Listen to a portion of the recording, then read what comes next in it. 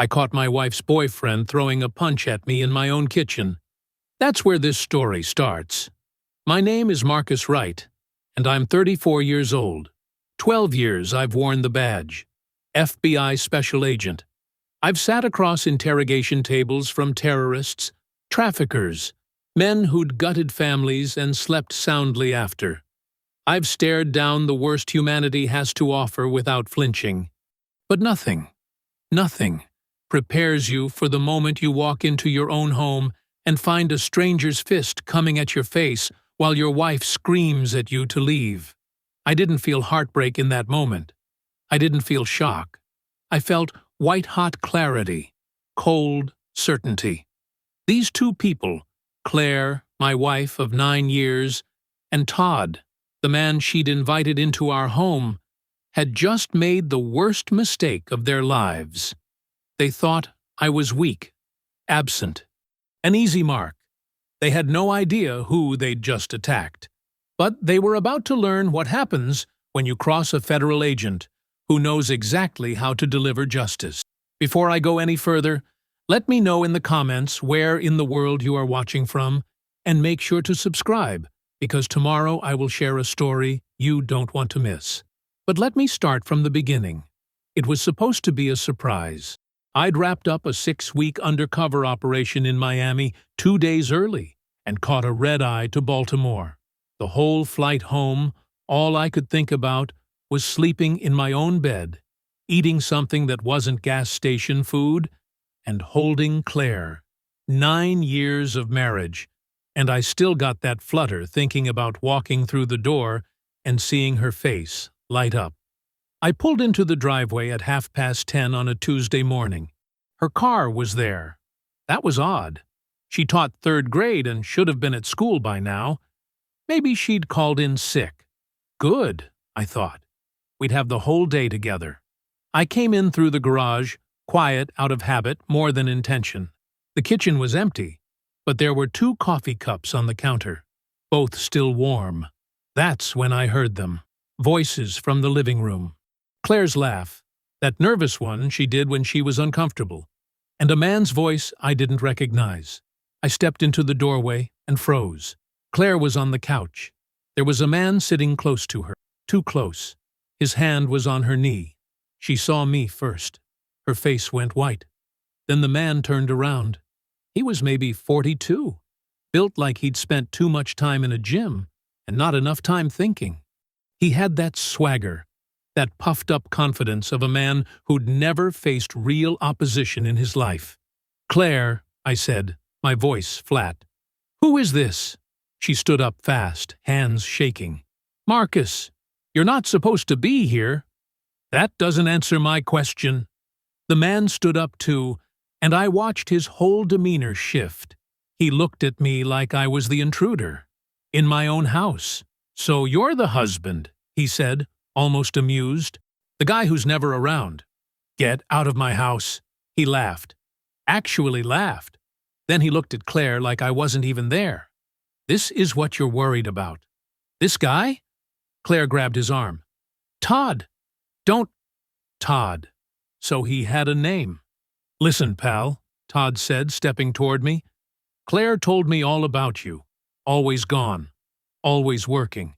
You abandoned her. So why don't you turn around and leave us alone? She's my wife. This is my home. You have 5 seconds. Or what?" He shoved me, both hands to my chest, hard enough to knock me back a step.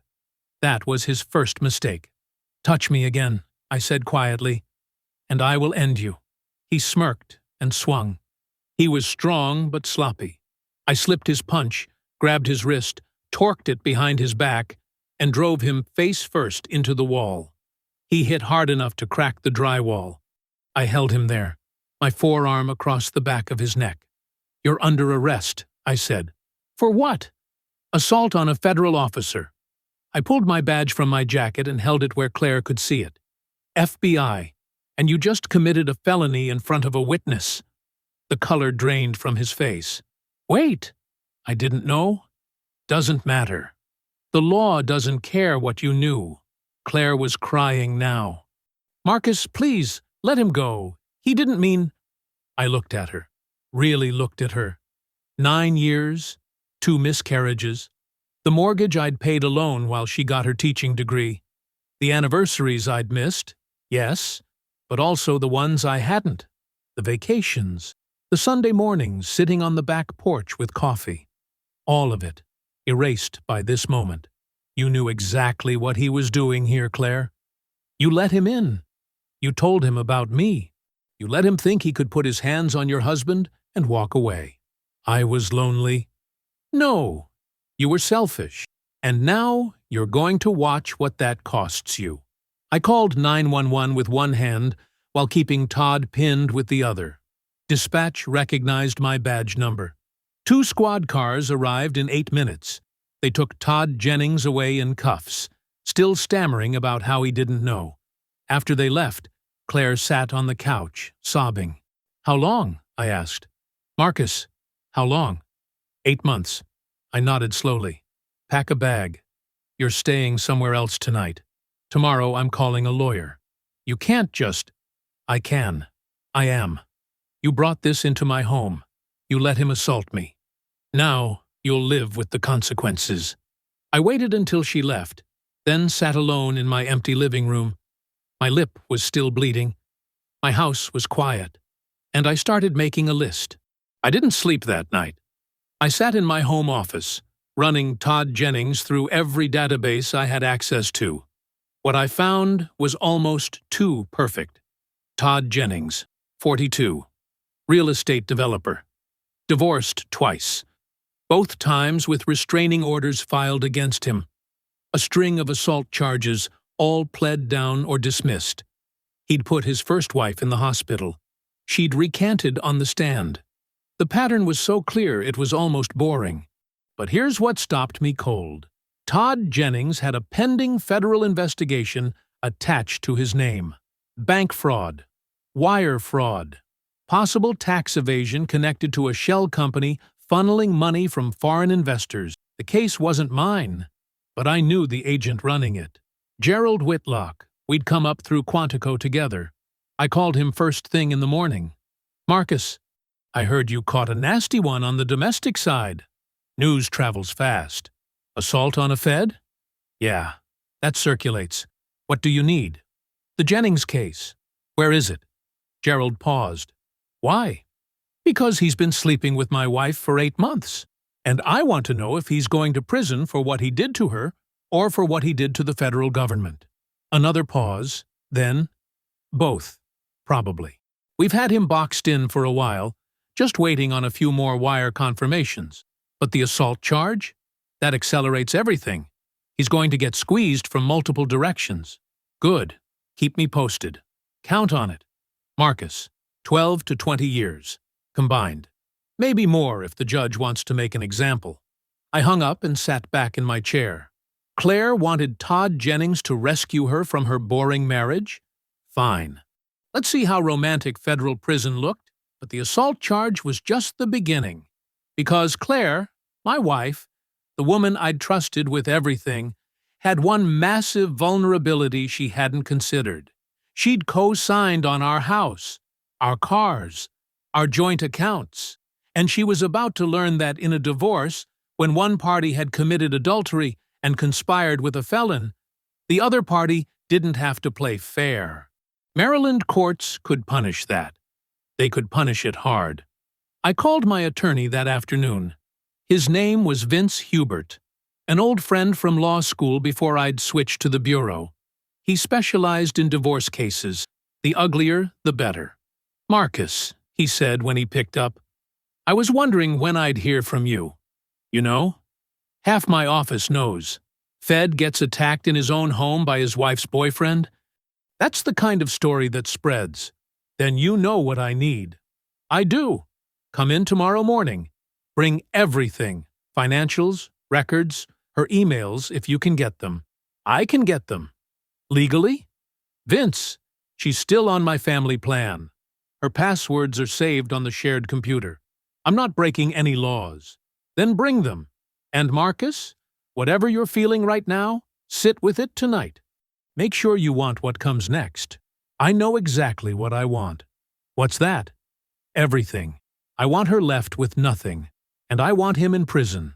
I hung up with absolute resolve. 3 weeks later, Vince filed the divorce petition.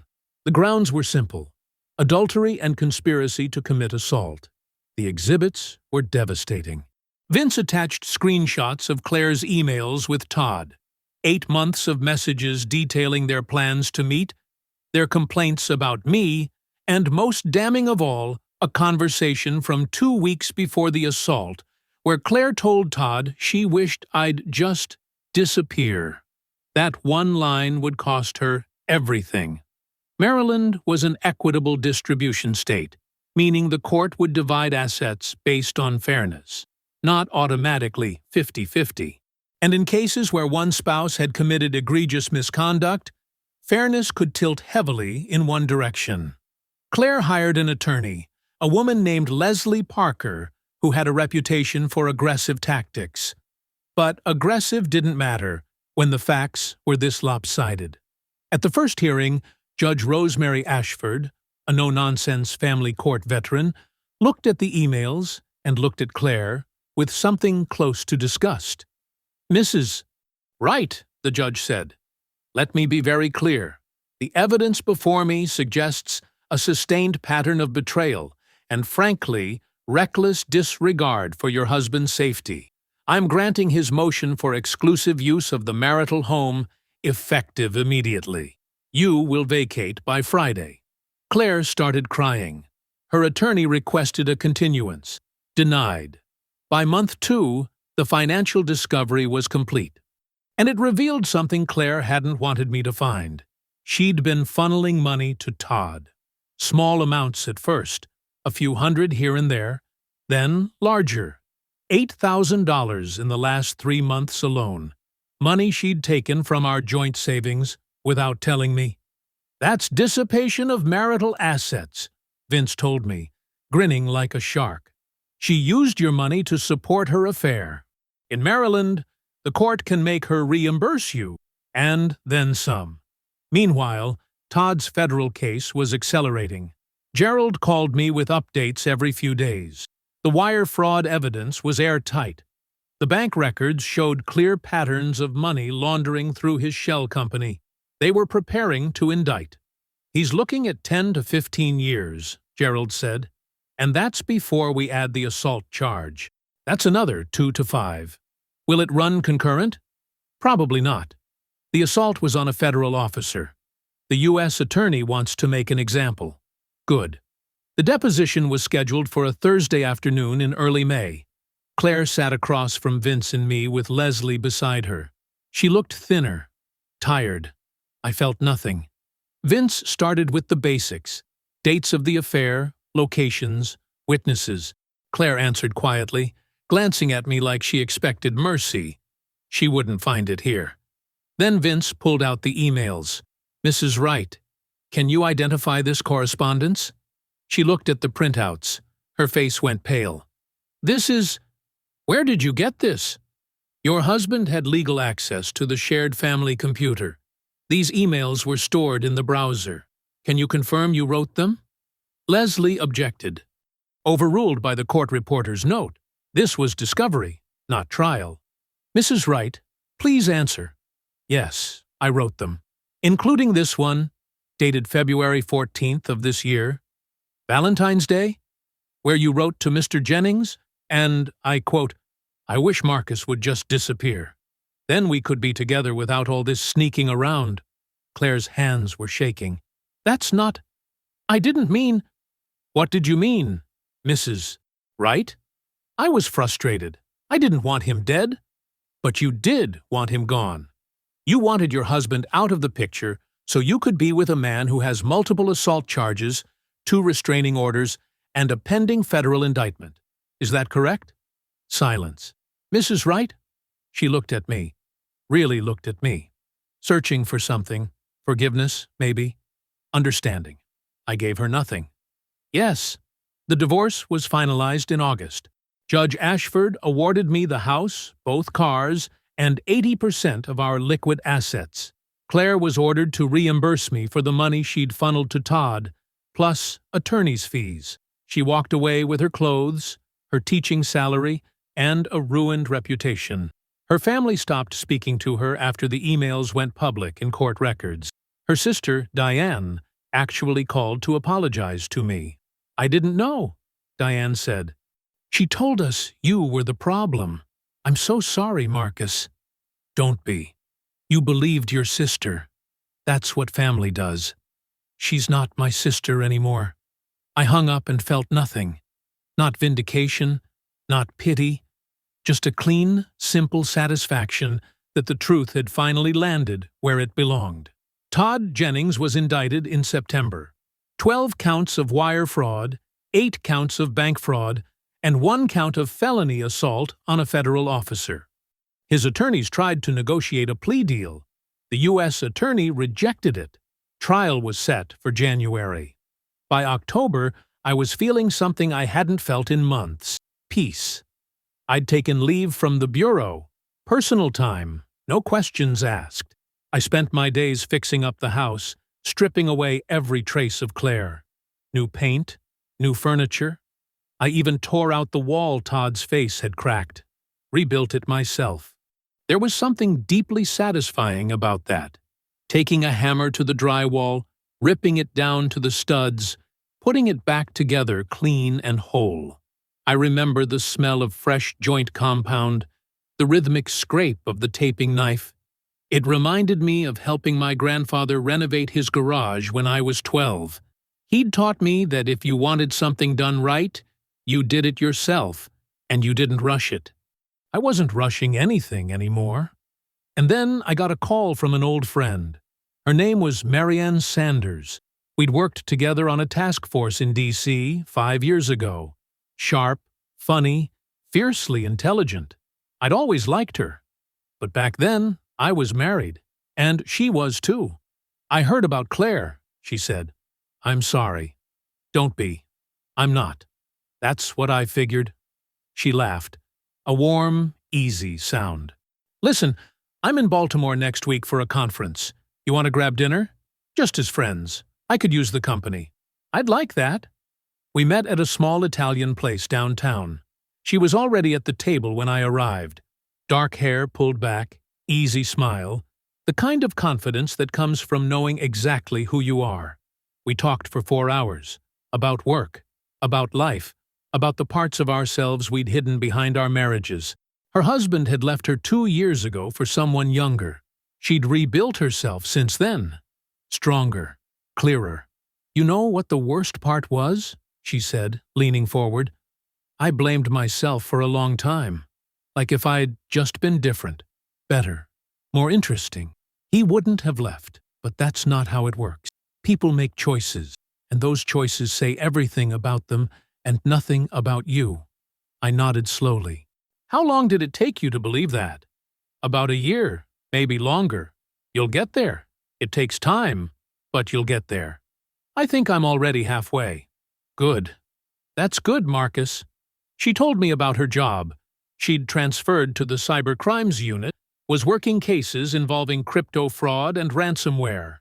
I told her about the house, the renovations, the satisfaction of tearing down something broken and building it back better. We didn't talk about Claire.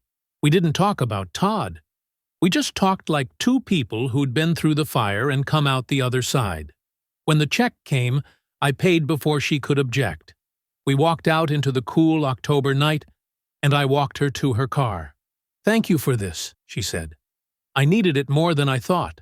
"So did I." She smiled at me. A real smile, no pretense, no agenda. And I felt something I hadn't felt in years. Possibility. The call came at 6 in the morning on a Saturday in November.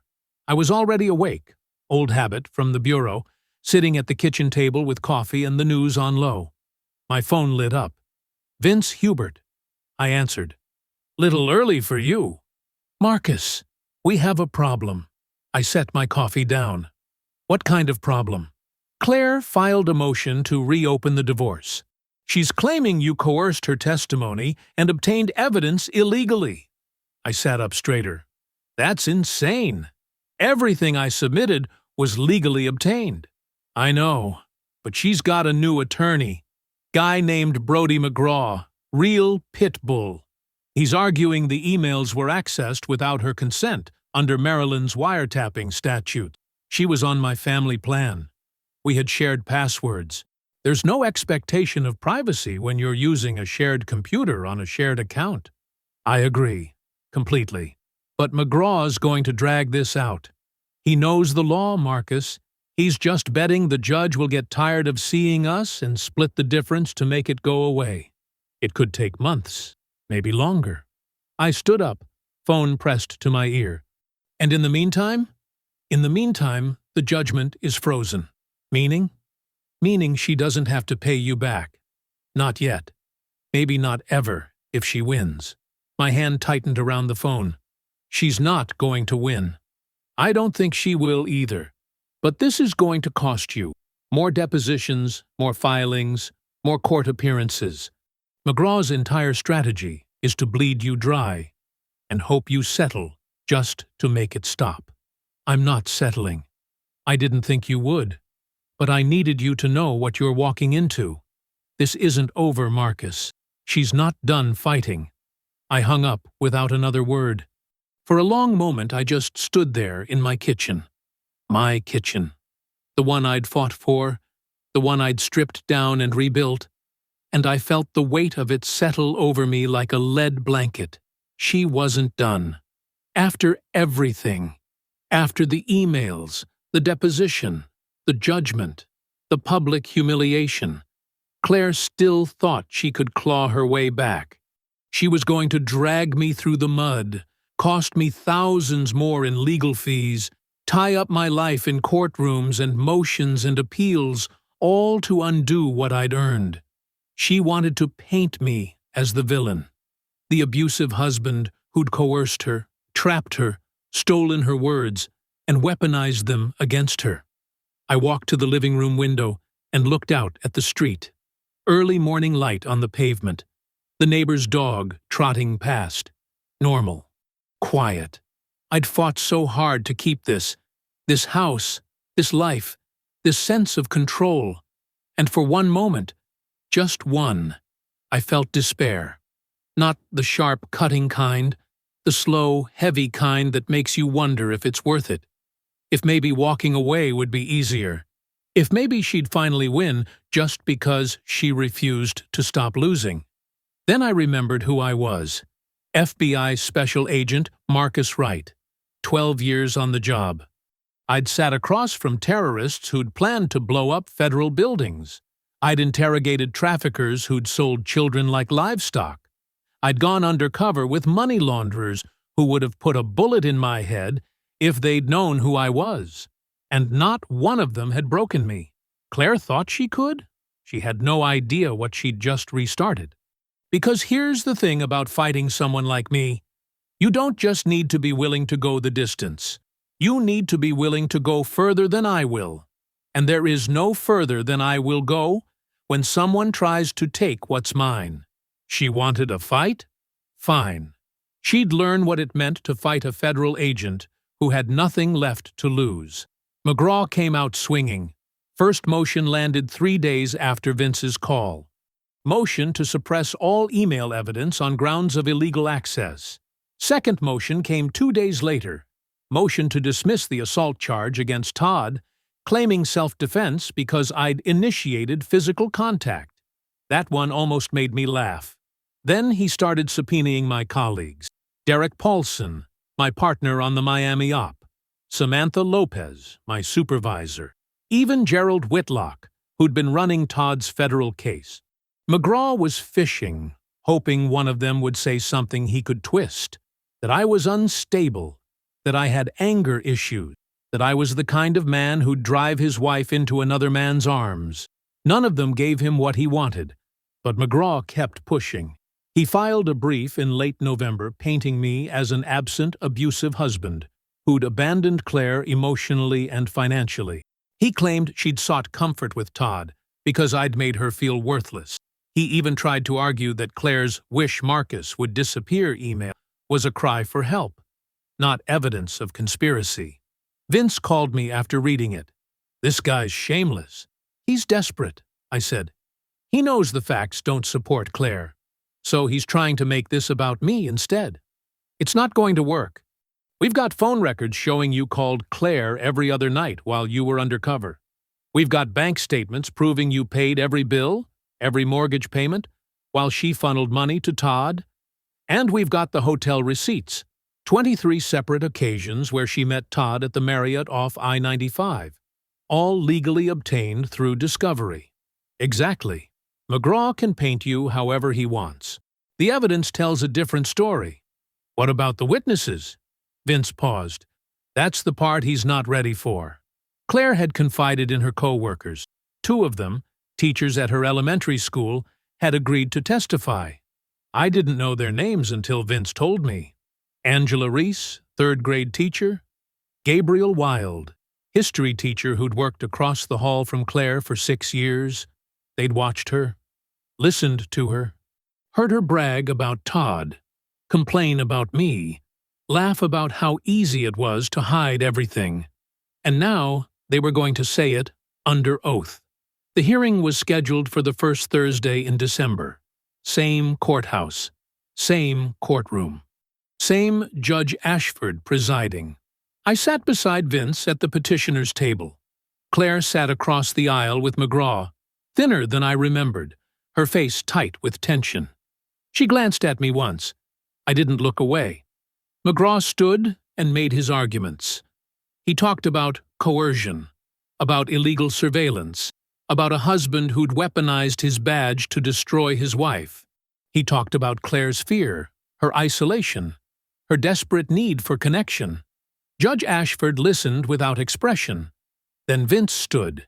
He didn't waste time on rebuttals. He just started laying out exhibits, phone records, bank statements, hotel receipts. 23 separate occasions, all documented, all paid for with marital funds Claire had transferred to Todd. Your Honor, Vince said, the respondent claims she was coerced. The evidence shows she was calculated. She planned this affair for 8 months. She funneled $8,000 to Mr. Jennings. She met him repeatedly at the same hotel while telling her husband she was visiting her sister. This wasn't a cry for help. It was a betrayal. McGraw objected. Judge Ashford overruled. Mr. Hubert, the judge said, do you have witnesses? 2, Your Honor. I'd like to call Gabriel Wild. Gabriel walked to the stand and took the oath. He was maybe late 30s, average build, wearing a button-down and khakis. He looked like a teacher. Honest, unassuming. Vince asked him how long he'd known Claire. 6 years. We worked across the hall from each other. Did Mrs. Wright ever discuss her marriage with you? Yes. What did she say? Gabriel glanced at Claire. She was staring at him, eyes red. She told me she was planning to leave her husband. She said she'd been putting in the work to make it happen. That was her exact phrase. She said Todd was going to take her somewhere warm and they'd live off his money. Vince nodded. Did she express any fear of her husband? No. She laughed about it. She said Marcus would never see it coming. Claire's hands were shaking. McGraw shot to his feet. Objection! Hearsay! Overruled, Judge Ashford said. Her voice was cold. The witness is recounting direct statements. Continue, Mr. Hubert. Vince had no more questions. McGraw tried to cross-examine. He asked Gabriel if Claire had seemed stressed, if maybe her laughter was defensive, if maybe she'd been afraid to tell the truth. Gabriel just looked at him. No, she seemed happy, excited even. Judge Ashford didn't deliberate. She looked at Claire, then at McGraw, then back at the file in front of her. Motion to reopen denied. The original judgment stands. Claire let out a sob. Mrs. Wright, the judge continued, if you file another frivolous motion in my courtroom, I will sanction you personally. Do you understand? Claire nodded, tears streaming. We're done here. The trial started the 2nd week of January. Federal Courthouse in Baltimore. 4th floor. Courtroom 4B. I took the week off from the bureau and sat in the gallery every single day. Todd Jennings wore a gray suit that didn't fit him right. His attorneys, two sharp-dressed corporate types from a firm in Bethesda, sat on either side of him like bodyguards. He didn't look at me. Not once during jury selection. Not once during opening statements. But I saw him tense every time the prosecutor mentioned the assault. The government's case was methodical. 12 years of fraud, laid out transaction by transaction, falsified loan applications, forged signatures on wire transfers, shell companies with names like Chesapeake Development Holdings and Atlantic Equity Partners, all empty storefronts that existed only to funnel money from overseas investors into Todd's personal accounts. The prosecutor was a woman named Karen Delacroix, mid-40s, precise, and relentless. She walked the jury through bank records, emails, recorded phone calls where Todd told investors their money was going into real estate projects that didn't exist. Todd's attorneys tried to argue he'd been misled by a business partner, that he'd signed documents without reading them, that he was a victim of a larger conspiracy. The jury didn't buy it. Day 3, they brought in Todd's first wife, Margaret Hollis. She was 50 now, graying at the temples, but she walked to the stand with her shoulders back. She testified that Todd had hospitalized her in 2009. Fractured ribs, broken nose, concussion. She'd recanted on the stand back then because Todd had threatened to take her kids. "I was afraid of him," she said quietly. "I still am." Todd's attorneys objected. The judge overruled. Claire was in the gallery that day. I didn't know she'd come until I saw her sitting 3 rows back, hands folded in her lap. She looked small, lost. She'd come to support him. Even now, even after everything.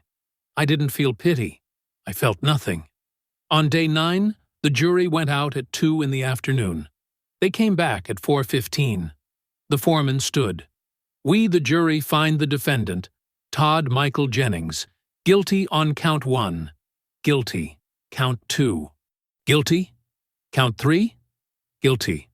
All 12 wire fraud counts, all 8 bank fraud counts, and count 21, felony assault on a federal officer. Guilty." Todd stood there, motionless. His attorneys put hands on his shoulders. Claire made a sound, a choked sob. But Todd didn't turn around. The judge thanked the jury and set sentencing for March. March came fast. I took another day off. Same courthouse, same courtroom. Fewer people this time. Just the attorneys, a handful of reporters, Claire in the back row. The judge was a man named William Kowalski, Federal District Court, 20 years on the bench. He'd seen everything. He didn't waste time. "Mr. Jennings," he said, "the evidence presented at trial demonstrates a sustained pattern of fraud spanning more than a decade. You defrauded investors of millions of dollars. You forged documents. You lied under oath. And when confronted by a federal agent in the course of lawful inquiry, you assaulted him." Todd stood. His shoulders were slumped now. The swagger was gone. "On counts 1 through 20, I sentence you to 12 years in federal prison. On count 21, I sentence you to 3 years, to run consecutively. Total sentence, 15 years. No parole. 15 years. Todd would be 60 when he got out. If he got out. The marshals stepped forward. They cuffed his wrists behind his back. Todd didn't resist. Didn't speak. But as they led him toward the side door, he looked back. His eyes found mine. For 3 seconds, we just stared at each other. This man who'd sat on my couch, who'd put his hand on my wife's knee, who'd swung at me in my own kitchen and thought he could walk away. I smiled. Not a smirk, not a taunt, just a calm, quiet smile that said exactly what I'd promised the night I made my list. "I told you I would end you." Todd's face crumpled. The marshals pulled him through the door, and he was gone. That was 2 years ago. I'm sitting on my back porch right now, glass of bourbon in my hand, watching the sun drop below the tree line. The ice cracks in the glass. The air smells like cut grass, and the neighbor's grill. Someone's having people over. I can hear laughter drifting across the fence. I've repainted every room in this house, refinished the floors myself, stripped them down to bare wood, and sealed them again. New furniture in the living room, new dishes in the kitchen. Nothing here looks like it did when Claire lived in it. It's mine now, completely mine. Some nights I sit out here and think about everything that happened, not with anger anymore, just clarity, like looking at a map of a place I used to live, distant enough that the details don't hurt, close enough that I remember every turn. Marianne's inside making dinner. I can hear her moving around the kitchen, humming something I don't recognize. We got married last spring. Small ceremony, just family and a few close friends. Vince came. Gerald came. Even Diane, Claire's sister, showed up. She hugged me at the reception and told me I deserved to be happy. Marianne moved in after the honeymoon, and for the first time in years, this house feels like a home. Not a battlefield, not a crime scene, just a place where two people live and laugh and build something together.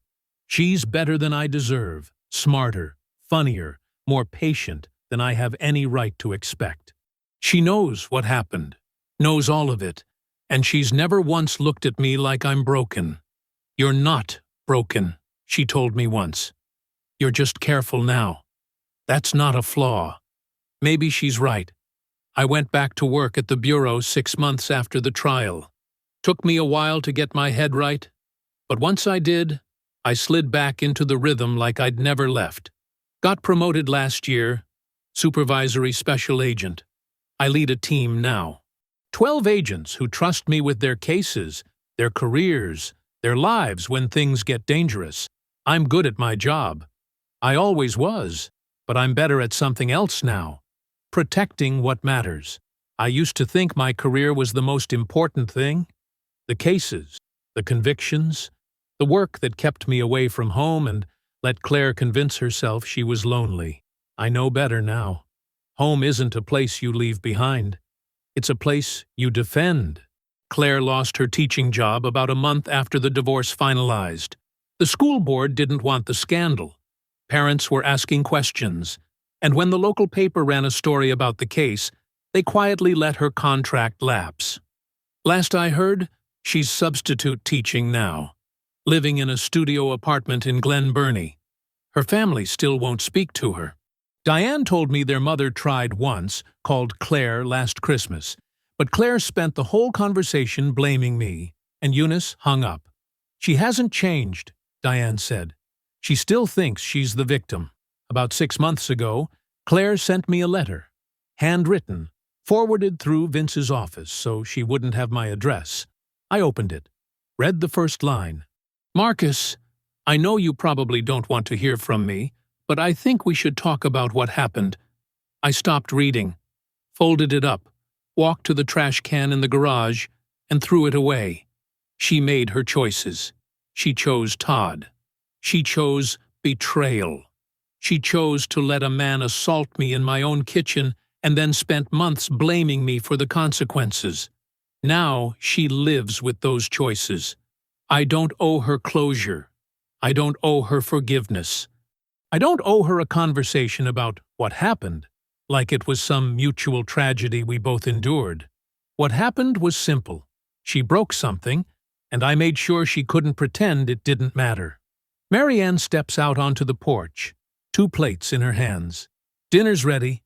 I stand, take my plate, kiss her on the forehead. "Thank you." She sits beside me, and we eat in comfortable silence, watching the last light fade. This is what peace feels like. Not the absence of anger, the presence of something better.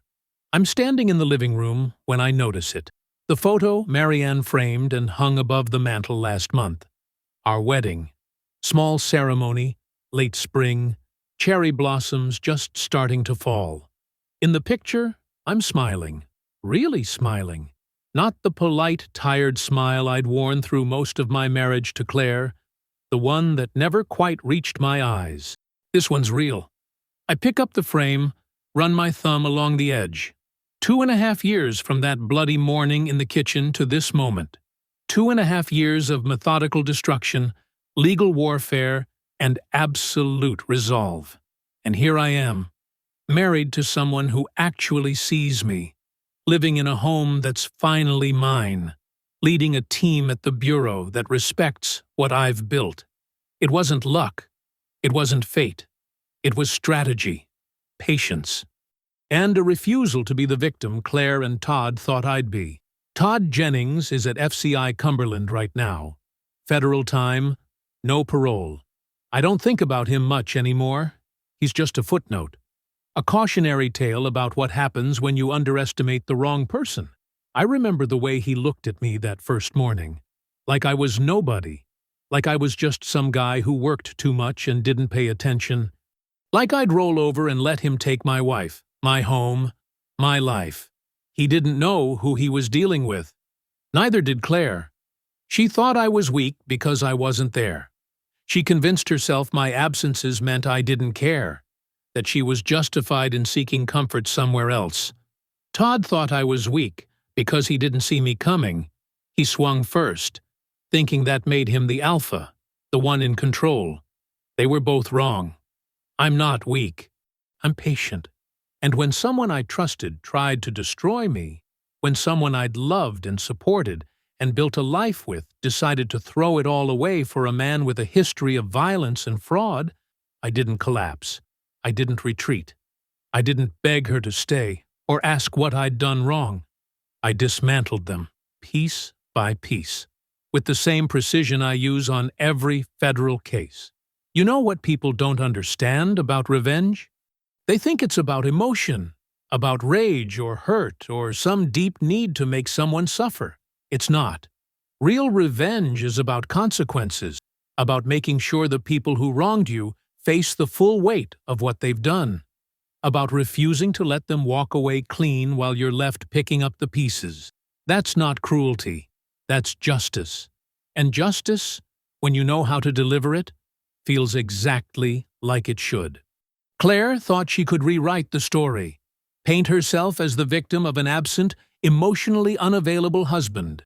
Todd thought he could swing on a federal agent and walk away with a slap on the wrist. They both learned the same lesson. Actions have consequences. And when you attack someone who knows how to build a case, how to gather evidence, how to present facts so clearly that no jury or judge could possibly side with you, well, you get exactly what you deserve. I set the photo back on the mantel and walked to the back porch. Marianne's there, curled up in one of the chairs with a book. She looks up when I step outside, smiles that warm, easy smile that still catches me off guard sometimes. "You okay?" she asks. "Yeah." I sit down beside her. "Just thinking. About how far we've come." She reaches over, takes my hand. "Pretty far." The evening settles around us, quiet, peaceful, ours. My home, defended. My enemies destroyed. My life, finally my own. I used to think my career was the most important thing. The cases, the convictions, the work that kept me away from home and let Claire convince herself she was lonely. I know better now. Home isn't a place you leave behind. It's a place you defend. And I defended mine. I believe stories such as this find us for a reason. If this one touches you, please subscribe. I share a new one every day. In the meantime, there are 2 stories on the screen that are even better.